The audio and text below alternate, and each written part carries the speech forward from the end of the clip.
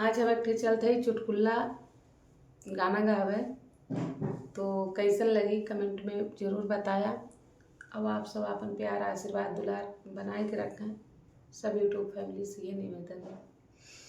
समोसा चटनी हो समोसा चटनी राजा किन के ले आदा समोसा चटनी राजा किन के ले आदा समोसा चटनी ले आवत समोसा सासु मोर देखनी ले आवत समोसा सास मोरी देखनी राजा नैहर से भाई के बोलावे लगनी राजा नैहर से भाई के बोलावे लगनी राजा किन के ले आदा समोसा चटनी है राजा किन के ले आदा समोसा चटनी समोसा चटनी हो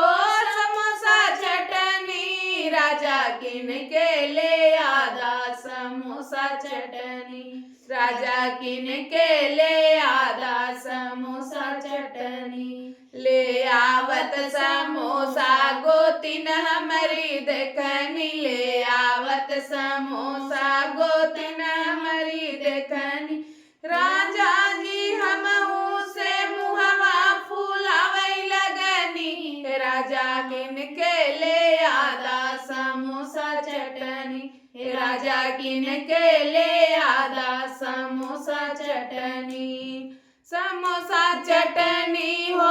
समोसा चटनी राजा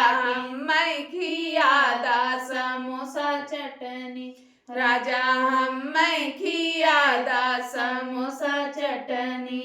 ले आवत समोसा ननद मोर देखनी ले आवत समोसा ननद मोरी देखनी राजा घरई में झगड़ा लगावे लगनी राजा किन के ले आदा समोसा चटनी राजा किन के ले आदा समोसा चटनी समोसा चटनी हो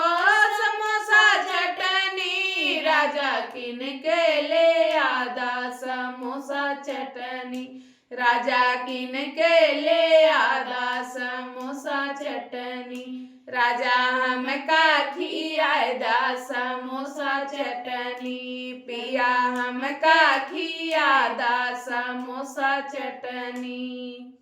गाना कैसा लगा कमेंट में बताइएगा।